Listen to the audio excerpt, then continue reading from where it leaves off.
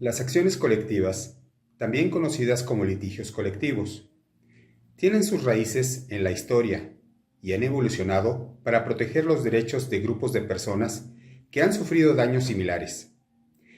Estas acciones, que comenzaron como quejas de comunidades contra el gobierno, se han expandido para incluir la protección de consumidores, usuarios de servicios públicos y la defensa del medio ambiente, entre otros. Las acciones colectivas, una visión de Jorge Carpizo. Los derechos de una incidencia colectiva como objeto de tutela del vocablo derechos humanos lleva consigo una redundancia, ya que todos los derechos son humanos. Estos derechos son llamados humanos porque el hombre, de la persona humana, de cada uno de nosotros. El hombre es el único destinatario de estos derechos. Por ende, reclaman reconocimiento, respeto, tutela y promoción de parte de todos, especialmente del Estado. La Ponte indica que el concepto derechos humanos ha tenido múltiples acepciones, ya sea por factores de idioma, de uso lingüístico de cada sociedad, por las diversas culturas, por las doctrinas de los autores, por las distintas posturas o bien por el hecho de que pertenecen a una familia o tradición jurídica distinta. Entre las diversas denominaciones tenemos derechos del hombre y el ciudadano. Esta denominación tiene sus orígenes en la Declaración Francesa de 1789, el cual apunta al hombre como titular de los derechos. Derechos individuales. Se refiere a la individualidad de cada persona. Su origen es de raíz liberal individualista y hace hincapié en que el tratarse de una persona humana u hombre se trata de un individuo. Derechos de la persona humana. Este concepto alude a que el hombre es ontológicamente una persona humana y se encuentra relacionada con la concepción de los derechos del hombre, porque el hombre, por su condición de persona humana, es titular de estos derechos. Derechos públicos subjetivos. Se le conoce con este nombre a partir del momento en que los derechos aparecen insertados en la normativa constitucional. La palabra público estaría ubicando al hombre frente al Estado. Dentro del ámbito del derecho público, estos derechos aparecen hacia fines del siglo XVIII con el constitucionalismo. Derechos fundamentales. Al decir fundamentales, nos estamos refiriendo a la importancia de estos derechos y de su reconocimiento para todos los hombres. Hoy en día, también se sostiene que hablamos de derechos fundamentales cuando aparecen en el derecho positivo. Derechos innatos. Al decir innatos, nos estamos refiriendo a que estos derechos se encuentran en la naturaleza misma del hombre. Se encuentran adheridos a él, incluso más allá de no sean reconocidos por el Estado. Libertades públicas. Esta denominación es de origen francés y está relacionada con los derechos individuales, los derechos públicos subjetivos, los derechos civiles de primera generación, etc. Estas libertades las podemos ubicar dentro de los derechos positivizados. La crítica es que estas libertades no introducen a los derechos de segunda generación, o sea, los derechos sociales. En el Diccionario Jurídico Mexicano podemos encontrar que los derechos humanos se definen como el conjunto de facultades, prerrogativas, libertades y pretensiones de carácter civil, político, económico, social y cultural, incluidos los recursos y mecanismos de garantías de todas ellas, que se reconocen al ser humano considerado individual y colectivamente. Al respecto, el doctor Carpizo, de manera muy atinada, indica que los derechos humanos se expresan generalmente en dos declaraciones desde el punto de vista de las garantías individuales. Desde el punto de las garantías sociales, los derechos humanos se expresan generalmente en dos declaraciones. La de garantías individuales, que contiene todas las facultades que la ley fundamental reconoce al hombre, en cuanto al hombre, en su individualidad. Y la Declaración de Garantías Sociales. La trata de proteger a los grupos sociales más débiles. Entonces, los derechos humanos son el conjunto de prerrogativas inherentes a la naturaleza de la persona, cuya realización efectiva resulta indispensable para el desarrollo integral del individuo que vive en una sociedad jurídica organizada, tanto sobre aspectos individuales como colectivos. Estos derechos, establecidos en la Constitución y en las leyes, deben ser reconocidos y garantizados por el Estado. Como ya lo mencioné, para el maestro Carpizo, los derechos humanos se encuentran vinculados necesariamente a los derechos sociales, pues cuando se refiere al principio de conexidad, señala que, si se viola el derecho social, también se violan otros derechos humanos, como la igualdad y no discriminación, el debido proceso legal y el derecho a la vida digna.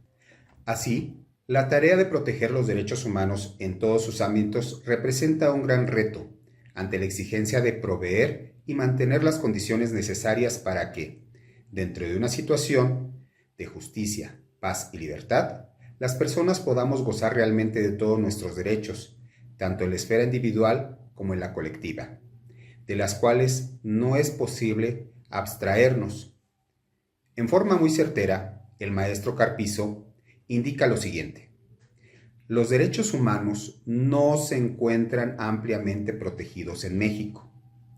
Piénsese únicamente que si la Suprema Corte declara que una ley es inconstitucional, el efecto de la sentencia de amparo protege solo a quien presenta la acción, cuando quienes no lo hicieron son generalmente quienes más necesitan ese amparo legal, y no utilizaron la acción procesal por carencias sociales o económicas.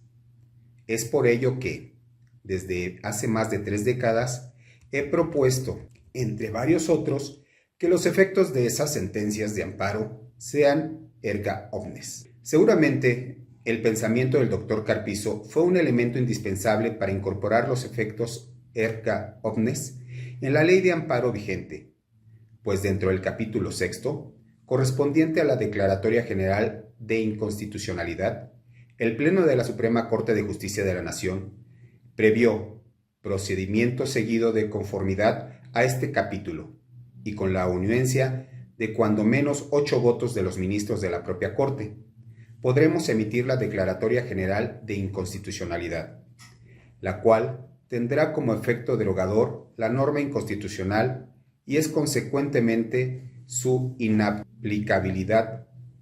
En contraste, la segunda generación de derechos humanos la integran los derechos económicos, sociales y culturales, conforme a los cuales el Estado de Derecho pasa a una etapa superior, es decir, a un Estado social de derecho. A partir de su ruptura histórica provocada por la Primera Guerra Mundial, en la segunda mitad del siglo XIX surgen los llamados derechos sociales. Derechos socioeconómicos que protegen a la persona humana en sus condiciones de vida y trabajo. Por tanto, son conocidos como derechos colectivos, que pertenecen al individuo en tanto forma parte de un grupo social en relación con la producción de bienes y servicios, los cuales están contemplados en el capítulo 3, artículo 26 de la Convención Americana sobre Derechos Humanos de San José en 1969. Al respecto, el maestro Carpizo enfatiza que cuando el Estado mexicano toma una medida regresiva en relación con los derechos de la justicia social reconocidos en la Constitución y en los instrumentos internacionales que el país ha ratificado, procede el amparo indirecto, por tratarse de una violación directa a la Constitución. Si la medida regresiva se encuentra en una ley, también procede la acción y la controversia constitucional. En la actualidad, la Ley de Amparo, a partir de las reformas publicadas en el Diario Oficial de la Federación el 2 de abril de 2013, ya contempla la procedencia del juicio de amparo para aquella persona que tenga un interés legítimo individual o colectivo. Esto lo encontramos al principio del artículo 5, el cual señala lo siguiente. Son partes del juicio de amparo. 1. El quejoso, teniendo tal carácter, quien aduce ser titular de un derecho subjetivo o de un interés legítimo individual o colectivo, siempre que alegue que la norma, acto u omisión reclamados violan los derechos previstos en el artículo 1 de la presente ley y con ello se produzca una afectación real y actual a su esfera jurídica, ya sea de manera directa o en virtud de su especial situación frente al orden jurídico. Los derechos difusos nacen a partir de la Segunda Guerra Mundial, aproximadamente en 1945. De acuerdo a los nuevos tipos de derecho e intereses legítimos que no se pueden atribuir a grupos sociales determinados, sino a un número no preciso de personas que se ven afectadas, como el medio ambiente, el consumidor, los asentamientos humanos, el patrimonio artístico y cultural, entre otros, son los denominados derechos difusos, es decir, aquellos derechos subjetivos o intereses legítimos que corresponden a un número de derechos indeterminados, pertenecientes a diversos grupos sociales, que se encuentran distribuidos en amplios sectores, de tal manera que no resulta fácil el establecimiento de los instrumentos adecuados para la tutela de los propios intereses.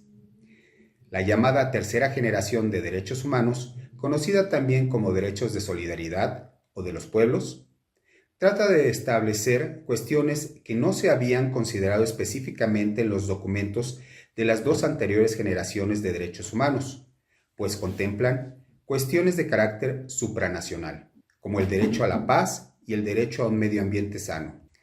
Dentro de esta generación estamos hablando del derecho a la intimidad, el derecho a disfrutar de un aire puro, el derecho a recibir una buena información, los derechos del consumidor, el derecho a la protección del patrimonio, el derecho a un medio ambiente sano o adecuado, etc. Hoy en día se habla de una cuarta, quinta y hasta sexta generación de los derechos humanos.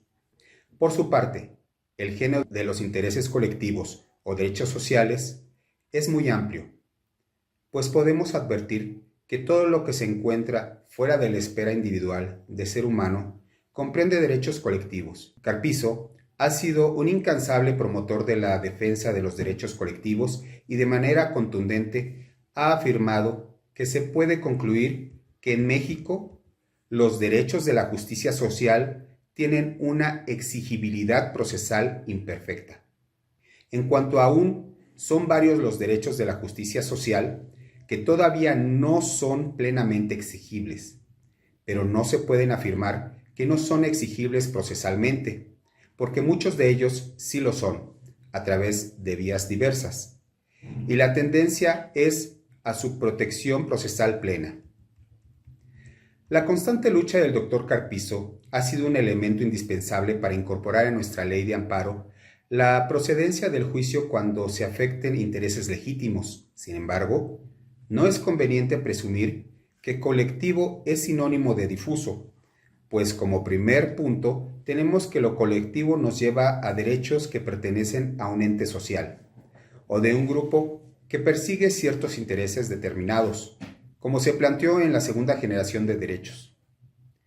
En cambio, el término difuso es asignado a aquellos que son parte de todo, no de uno que lo conforma, sino de todos en conjunto, en donde es imposible dividir el interés, pues éste no es determinado. Por lo mismo que se deriva es difuso. Al respecto, el propio Carpizo nos explica en forma clara la diferencia de estos dos conceptos. Todavía se discute la naturaleza y los alcances de las nociones de intereses difusos y colectivos. No obstante, se puede expresar que los intereses difusos no pertenecen a un individuo o grupo determinado, y con su reconocimiento se persigue proteger bienes indivisibles, propios de una comunidad. Si alguien atenta contra ellos, se lesiona a esa comunidad, y si una persona o grupo ejerce acción para protegerlos, aunque actúe como individuo, las medidas o resoluciones que se emitan benefician a la comunidad. Las características de lo inherentes difusos radica en que se protege el interés general o de una comunidad. A su vez, los intereses colectivos se refieren a grupos determinados e identificables que existen en la comunidad y que persiguen la defensa del propio grupo. Por esta razón, Acosta Esteves expresa que el interés colectivo es una concretización del interés difuso. Es decir, se defienden intereses de la comunidad, pero alrededor de un interés del grupo cuyos integrantes ostentan singularidades comunes, por ejemplo, las agrupaciones de consumidores. Desde esta perspectiva, el interés difuso es el género y el colectivo la especie. El difuso se refiere a bienes jurídicos relativos a todos y cada uno de los integrantes de la sociedad. En cambio, el interés colectivo está relacionado con quienes se identifican con asociaciones o agrupaciones determinadas. A pesar de que se les ejerce colectivamente, los derechos difusos deben, ante todo, ser entendidos como tales, tomando en cuenta su naturaleza y su origen. Así, para algunos que caracterizan por la transindividualidad, indivisibilidad, indeterminabilidad de los titulares y la conexión por las circunstancias de hecho anteriores al daño. La tutela colectiva, entonces, abarca dos clases de intereses o derechos: los esencialmente colectivos, que son los difusos, y los colectivos propiamente dichos. Los antológicamente individuales, pero que son tutelados colectivamente por razones de estrategia en el tratamiento de conflictos, que son de individuales homogéneos. Derivado de las consideraciones anteriores, podríamos fácilmente continuar desarrollando la teoría de la conceptualización de estos derechos. Sin embargo, es prudente recalcar que existe un núcleo común entre los derechos difusos y colectivos. No obstante, la diferencia entre ellos está en la vinculación existente entre los miembros de la comunidad o de la colectividad titular del derecho respectivo, ya que la comunidad titular de un derecho difuso está compuesta por personas ligadas por circunstancias de hecho, mientras que la colectividad titular de un derecho colectivo está compuesta por personas ligadas entre sí como parte contraria de una relación jurídica base.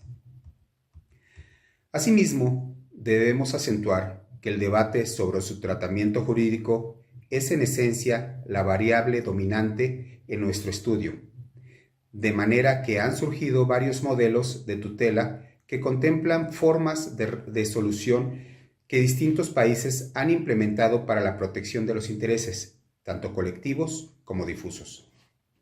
Las Class Action for Damage or Injunction, Class Action de los Estados Unidos, las Relator Action de Inglaterra y de otros países de Common Law, como Australia y Nueva Zelanda. Las Association de Clares de Francia, las acciones populares en varios países son ejemplo de ellas.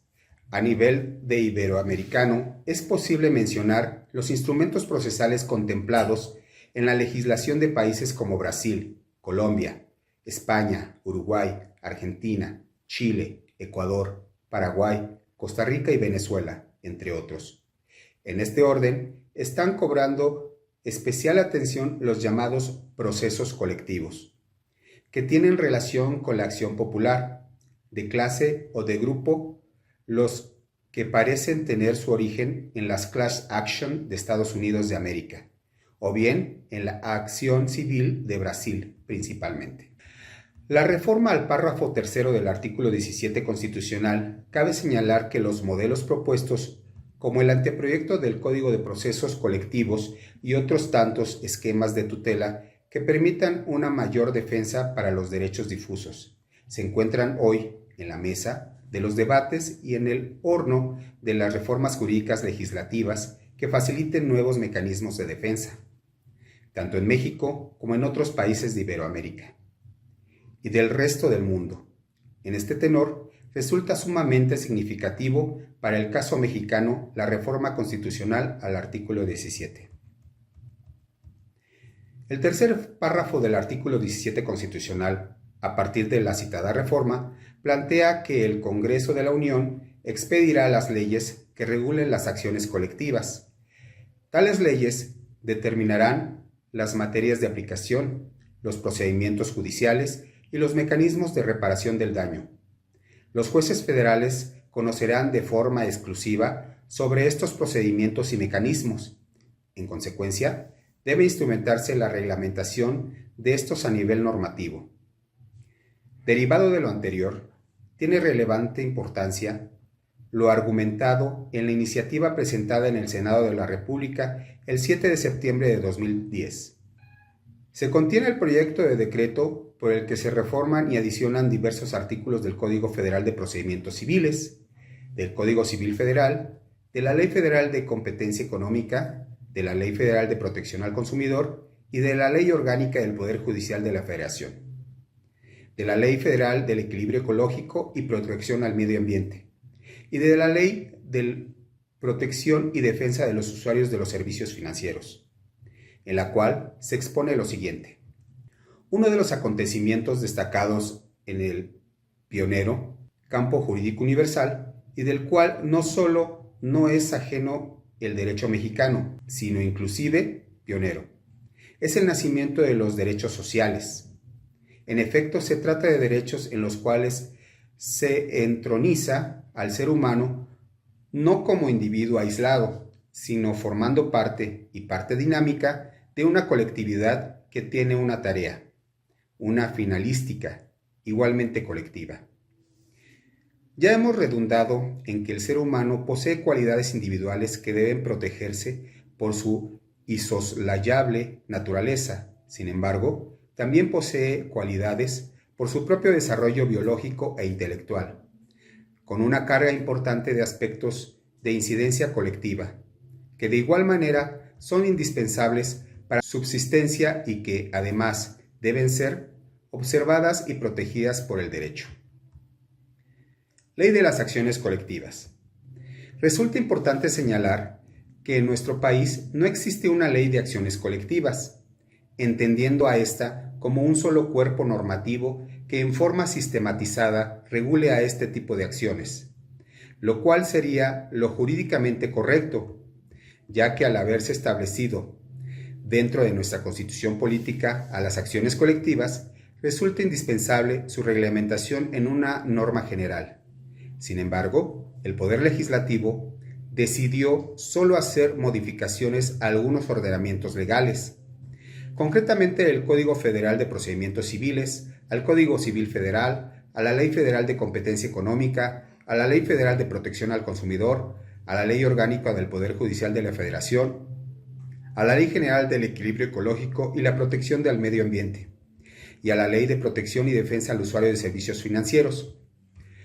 Reformas que fueron publicadas en el Diario Oficial de la Federación el 30 de agosto del 2011. Destaca dentro de estas modificaciones las efectuadas al Código Federal de Procedimientos Civiles, mediante las cuales se adicionó el libro quinto, denominado de las acciones colectivas, en donde se establecen reglas para la defensa y protección de los derechos e intereses colectivos en materia de relaciones de consumo de bienes o servicios, públicos o privados, y medio ambiente, y las personas o instituciones legitimadas para ejercitar las acciones colectivas. Resulta de trascendental importancia esta reforma, pues es el parteaguas para romper con la individualidad imperante de los litigios.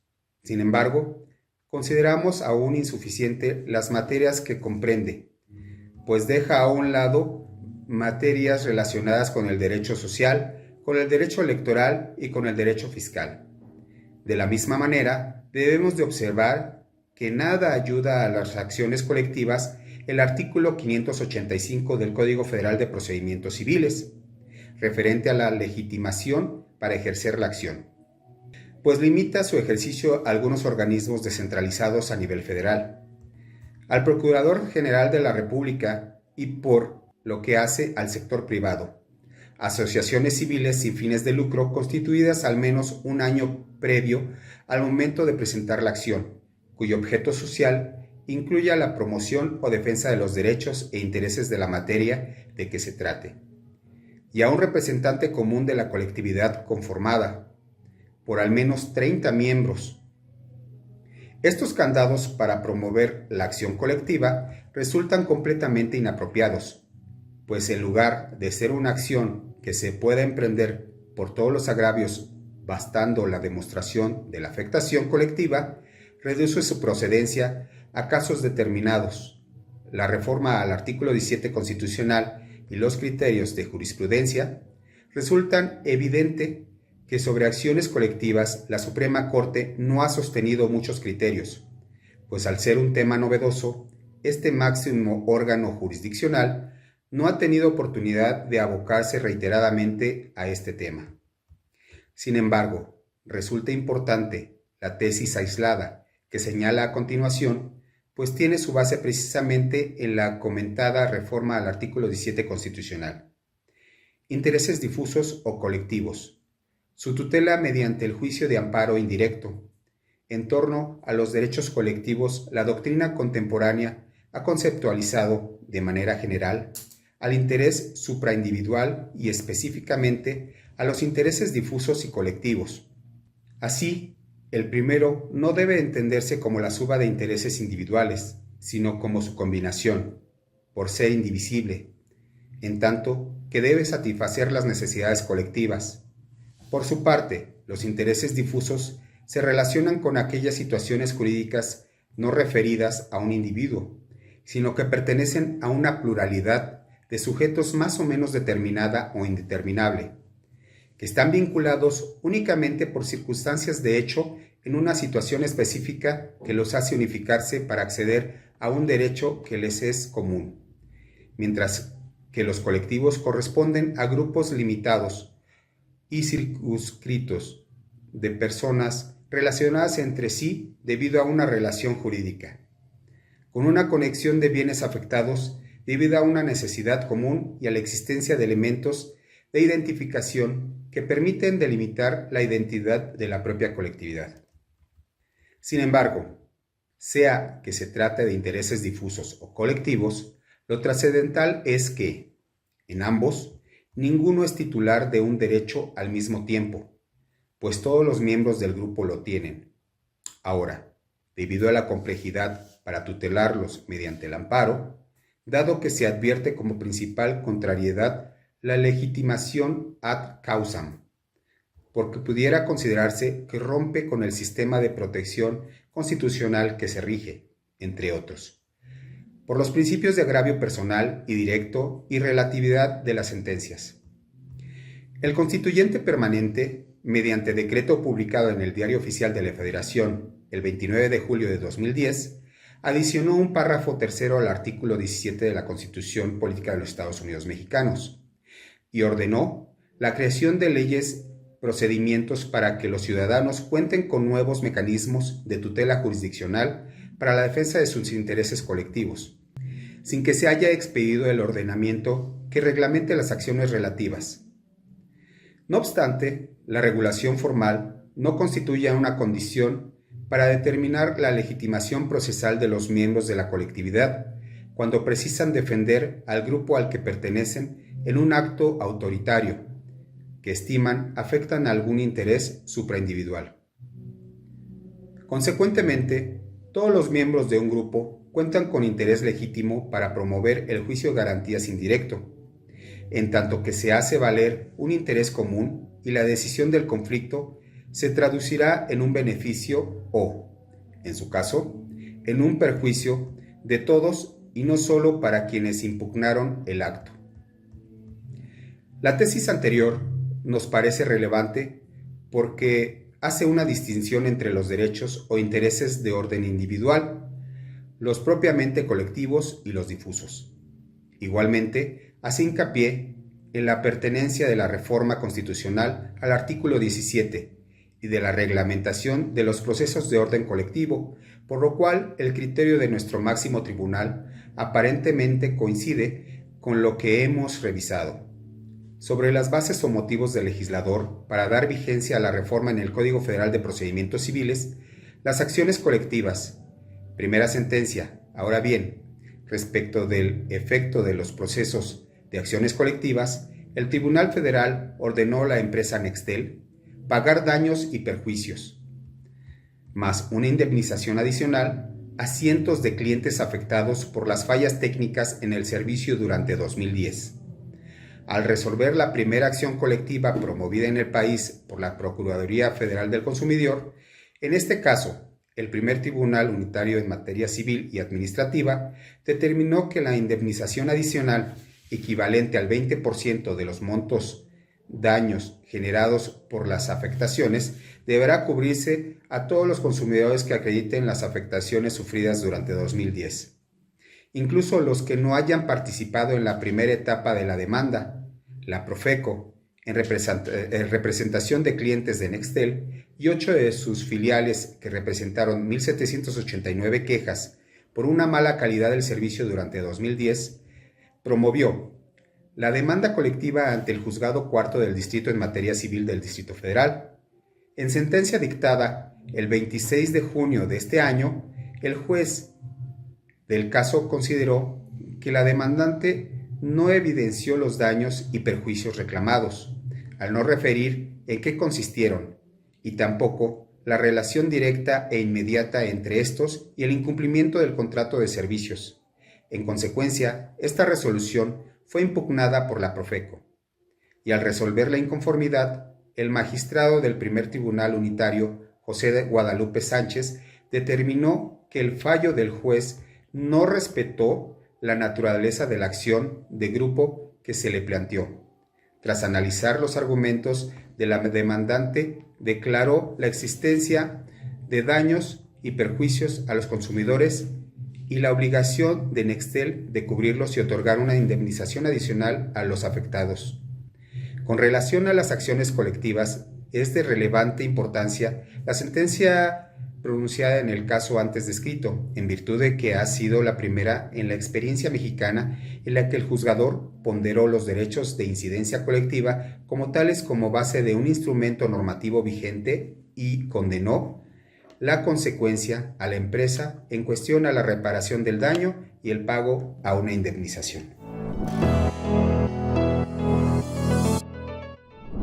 El 29 de julio de 2010 fue publicado en el Diario Oficial de la Federación el decreto por el que se adiciona un párrafo tercero y se recorre el orden de los párrafos subsecuentes del artículo 17 de la Constitución Política de los Estados Unidos Mexicanos, por medio de la cual se crea y da rango constitucional a las acciones colectivas, y se faculta al Congreso de la Unión para que expida las leyes que la regulen, quedando dicho texto de la siguiente forma. Artículo 17. El Congreso de la Unión expedirá las leyes que regulen las acciones colectivas. Tales leyes determinarán las materias de aplicación, los procedimientos judiciales y los mecanismos de reparación del daño. Los jueces federales conocerán de forma exclusiva sobre estos procedimientos y mecanismos. A través de la instauración de las acciones colectivas, se pretende la efectiva protección y defensa de los derechos e intereses tanto colectivos como difusos, cuando estos sean violados por terceros. Para comprender a las acciones colectivas, veremos en qué consisten los derechos e intereses colectivos y difusos. Sin embargo, para efectos de este trabajo, debemos ubicar el tema primeramente dentro del derecho procesal, toda vez que esta figura se involucra con procedimientos judiciales y mecanismos de reparación del daño, como bien lo señala la propia Constitución, mismos que serán ejercitados cuando sean violentados dichos derechos. Una definición y concepto de las acciones colectivas nos dice que, una vez señalado lo que debe entenderse por acción procesal, veremos en qué consisten las acciones colectivas y los elementos que la integran. Para David Gibran Luna Chi, las acciones colectivas son mecanismos procesales que posibilitan a grandes grupos de individuos acceder a los tribunales para incoar, con el auxilio de representantes adecuados, demandas que prevengan o reparen daños a derechos colectivos. Para Raquel Noyola Zarco, señala que las acciones colectivas son aquellas que promueven un representante, legitimación colectiva, para proteger el derecho que pertenece a un grupo de personas sujetas a una sentencia que obliga o concede derechos como un todo. Dicho de un modo más simple, las acciones colectivas son aquellas acciones interpuestas por un conjunto de personas que reúnen condiciones uniformes respecto de una misma causa que originó perjuicios a dichas personas. Esos perjuicios son derivados precisamente de violaciones a los llamados derechos colectivos, que son considerados como aquellos que pertenecen a los pueblos para ser protegidos, de los cuales a sus intereses e identidad como grupo. Los derechos colectivos son los llamados derechos humanos de tercera generación, que protegen la relación entre las personas y la naturaleza, el comercio, las comunicaciones, la educación y el medio ambiente, a partir de los cambios tecnológicos, científicos e industriales, generando retos de defensa en los derechos a los consumidores o usuarios de los bienes y servicios que estos avances han desarrollado. Para Miguel Ángel Contreras Nieto, señala que los derechos humanos de tercera generación responden a la realidad en que se vive y trasciende el ámbito individual para trasladarse a la especie humana en su conjunto, superando así toda limitación geopolítica y ubicándose lo mismo en el plano nacional que el internacional. Ahora bien, los derechos colectivos implican, como ya se vio, la protección de intereses colectivos e intereses difusos, los que habrán de diferenciar para un mejor procesamiento del tema. Sin embargo, cabe aclarar que ambos se refieren a una pluralidad de situaciones de ventajas de carácter individual. Los intereses colectivos son aquellos referidos a un grupo más o menos numeroso de personas determinadas y determinables, con un vínculo jurídico, en consecuencia, una asociación o una persona jurídica. Está constituida por personas naturales, determinadas o determinables, y vinculadas jurídicamente. Por su parte, los intereses difusos pertenecen a una comunidad de personas indeterminadas, entre las cuales no existe una relación jurídica base. De lo anterior, se encuentra que las acciones colectivas son mecanismos procesales que permiten a los gobernados, como sociedad en general o como un grupo determinado, ejercer el derecho a la justicia, con el fin único de obtener la protección y defensa de sus derechos colectivos cuando estos han sido violentados. A decir de Raquel Noyola Zarco, los derechos colectivos son los derechos tutelados por el Estado, y las acciones colectivas, la forma de solicitar se cumpla con dicha protección y de proceder su defensa. Para la elaboración de esta ley, de acuerdo con diversos autores, se deberán considerar los siguientes puntos esenciales: las materias de aplicación de las acciones colectivas, los procedimientos judiciales que se llevan a cabo para ejercitar dichas acciones y los mecanismos de reparación del daño. Las iniciativas presentadas al Congreso de la Unión en materia de acciones colectivas en México han sido presentadas al Congreso de la Unión dos iniciativas, una en la Cámara de Diputados por el diputado Javier Corral Jurado el 4 de agosto de 2010 y otra en el Senado de la República por el senador Jesús Murillo Caram el 7 de septiembre de 2010. La iniciativa en la Cámara de Diputados es de la ley reglamentaria del párrafo tercero del artículo 17 de la Constitución Política de los Estados Unidos Mexicanos, en materia de acciones colectivas. Este proyecto está estructurado en 8 capítulos. El capítulo primero contiene lo relacionado a las disposiciones preliminares, los cuales norman el objeto de la ley, el objeto de la acción, la supletoriedad e interpretación de la ley y definiciones. El capítulo segundo, denominado del ejercicio de la acción, contiene normas relacionadas con los sujetos legitimados para promover las acciones colectivas o de intereses difusos, quienes se consideran partes en el procedimiento que derive el ejercicio de la acción y de la prescripción de las acciones. El capítulo tercero, como su nombre lo indica, dispone los requisitos de la demanda. El capítulo cuarto, denominado de la representación común, prevé la representación común y el litigio unido a partir del ejercicio de la misma acción o de la misma excepción por dos o más personas. El capítulo quinto, como indica su denominación, regula lo relativo a la competencia, otorgando competencia para conocer del juicio que derive del ejercicio de una acción colectiva o de intereses difusos o los jueces de distrito, y otorgando como medida preventiva para el caso de que en el lugar donde se haya llevado a cabo los actos que dan origen al ejercicio de la acción no haya jueces de distrito, facultad a los jueces de primera instancia para recibir la demanda, quienes deberán remitirla al de distrito. Por su parte, el capítulo sexto contiene las normas relativas a las notificaciones. El capítulo 7 reglamenta lo correspondiente al trámite. En este propiamente se establecen todas las etapas del procedimiento desde la admisión de la demanda hasta la regulación de los gastos y costas que se originen por la sustanciación del juicio desde que inicia hasta que termina.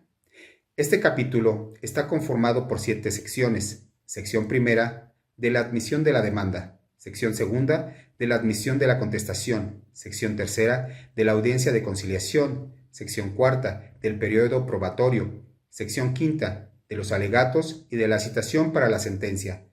Sección sexta, del incidente de liquidación. Sección séptima, de los gastos y costas del juicio.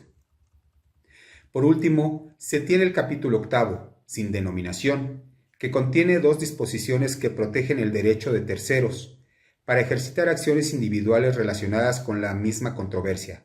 Claro está, siempre y cuando no hayan acudido al juicio originado por el ejercicio de acciones colectivas o relativas e intereses difusos. Es un sentido similar, se establece que el miembro de un grupo que ejercite una acción individual relacionada con una misma controversia será excluido del grupo y no estará obligado a menos que haya decidido unirse al grupo antes de la fecha de citación para la sentencia. En cuanto a la iniciativa del Senado, la iniciativa presentada en el Senado de la República propone adiciones y reformas a diversos ordenamientos legales.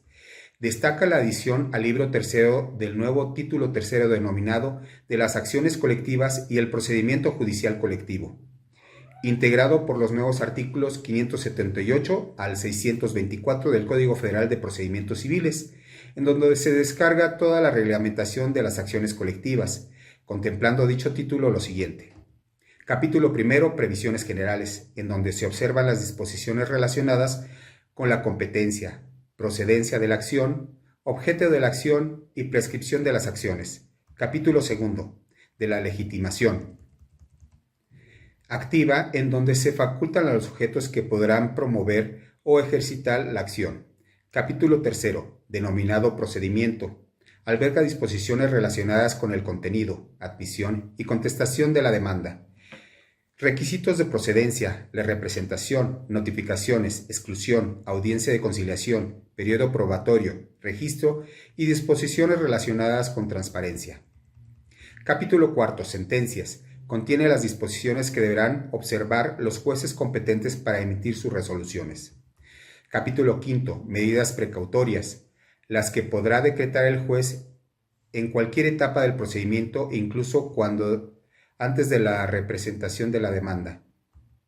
Capítulo sexto, medios de apremio, que son los instrumentos con los que contarán los tribunales para hacer cumplir sus determinaciones. Capítulo séptimo, relaciones entre las acciones colectivas y las acciones individuales. Capítulo octavo, cosa juzgada, se refiere a los efectos y vinculación de la sentencia. Capítulo noveno, gastos y costas. En este capítulo se dispone que en su sentencia el juez incluirá la condena correspondiente a gastos y costas. Capítulo 10, de las asociaciones. Se contemplan los requisitos que deben cubrir las asociaciones que pretendan contar con legitimación para ejercer las acciones colectivas, destacando en registro ante el Consejo de la Judicatura Federal. Capítulo 11, del Fondo para las Acciones Colectivas. Destaca la creación de un fondo cuyos recursos serán empleados para la reparación de los daños y perjuicios causados a la colectividad o grupo. Dicho fondo será administrado por el Consejo de la Judicatura Federal. Legitimación y representación adecuada en las acciones colectivas y su influencia sobre la cosa juzgada.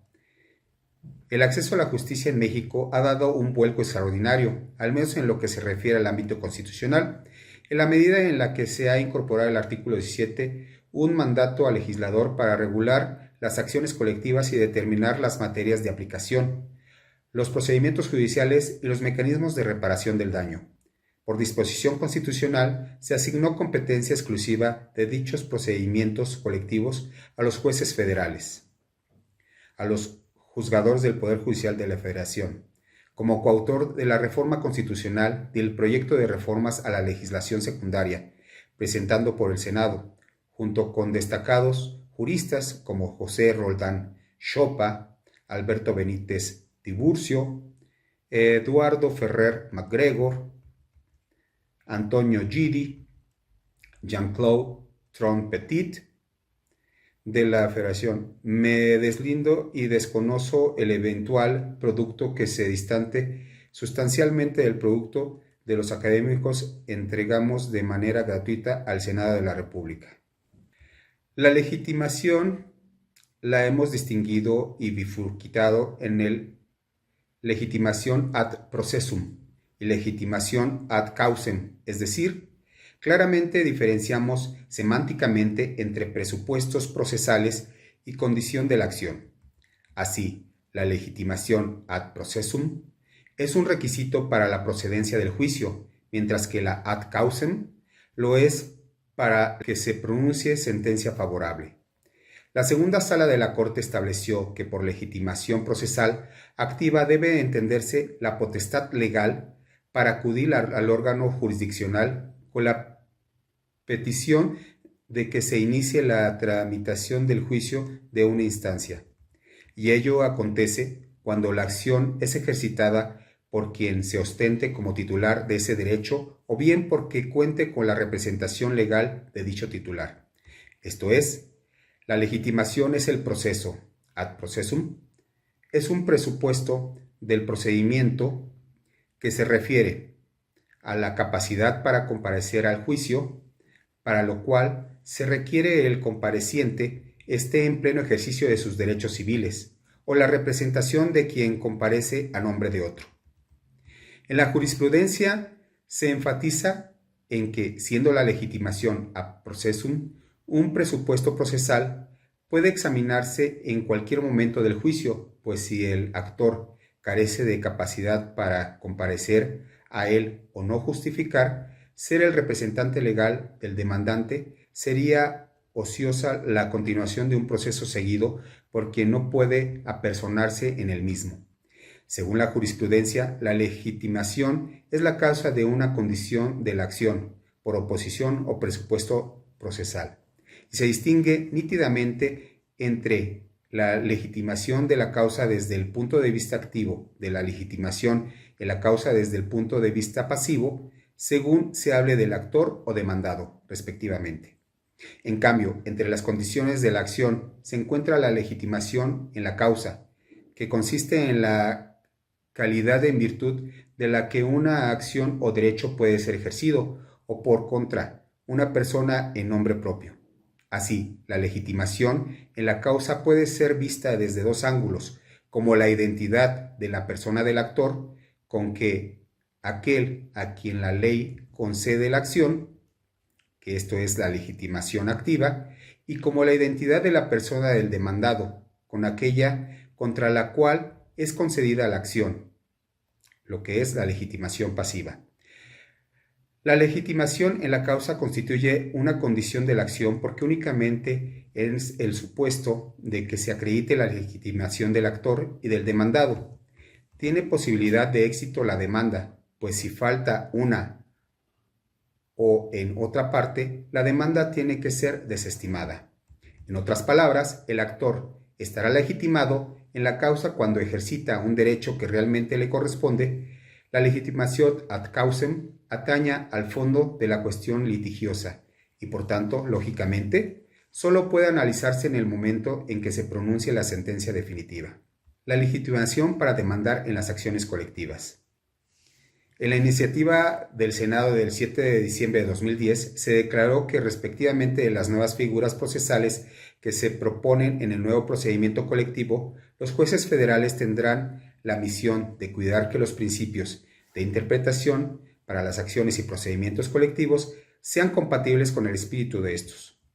Ello implica, necesariamente, dice la iniciativa, que nuestros juzgadores deberán comenzar a elaborar estándares y guías que les auxilien en su labor, pues los paradigmas procesales actuales, en muchos aspectos, serán insuficientes e incluso contrarios al espíritu de los procedimientos colectivos.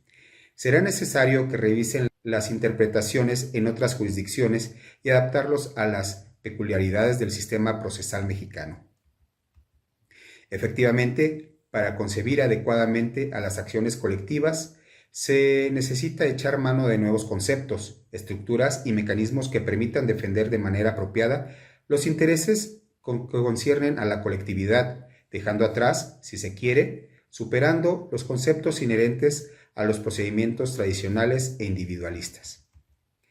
La doctrina de Gide, de acuerdo con Gide, y repetido por otros juristas, la cuestión de la legitimación para demandar en las acciones colectivas es un problema cronológicamente anterior de la cosa juzgada, pero también es un problema lógicamente posterior. Ello es así, ya que derivado del hecho de que algunos o muchos de los interesados nos hayan sido escuchados individualmente, inclusive que no hayan participado en el procedimiento colectivo, se verán afectados por la res iudicata. Precisamente es en atención a esa peculiaridad de no participar activamente en el proceso, pero que la inmutabilidad de lo juzgado le afecte. Implica que el legislador no restrinja los instrumentos para remitir la revisión de las sentencias a efecto de garantizar que se haya protegido adecuadamente los intereses de la colectividad. Y dicho propósito se logra en parte con las facultades de control que tengan los jueces, pues, como ya dijimos, la propia jurisprudencia ya ha reconocido que la legitimación ad processum debe ser revisada en cualquier momento del juicio. La otra parte corresponde a una definición de política legislativa que importa resolver los siguientes aspectos. ¿A quién se le otorga? ¿Qué condiciones debe de reunir el legítimo procesal?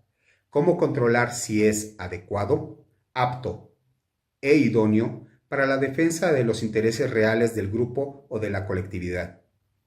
¿Qué tipo de legitimación habrá de preverse? ¿Concurrente, disyuntiva, exclusiva? Facultades de supervisión durante el procedimiento. ¿Quién puede supervisar al legitimado procesal? En relación con el primer aspecto, diversas legislaciones y la doctrina han explorado múltiples alternativas, cada una con sus problemas y sus beneficios. La propuesta transita desde considerar que debería ser la propia colectividad afectada, con la necesidad de determinar que debe considerarse por afectada, en quien debería reposar la legitimación procesal, previa designación de un representante, regulando el procedimiento de designación de este representante, pasando por buscar que la legitimación recaiga en algún cuerpo intermedio entre el Estado y los ciudadanos. Esto es, en las organizaciones de la sociedad civil, asociaciones civiles, fundaciones, ONGs, o en alguna persona moral de derecho público, que materialmente tenga competencia para conocer de la materia que atañe al interés colectivo en juego, como es la Profeco, la Conducef o COFECO, u otros órganos del poder estatal que velan por los intereses de la comunidad, como el Ministerio Público o el Ombudsman, en materia de derechos humanos. Cerramos así el tema, retomando el trinomio fundamental integrado por legitimación, representación adecuada y cosa juzgada, elementos inscindibles de la acción colectiva.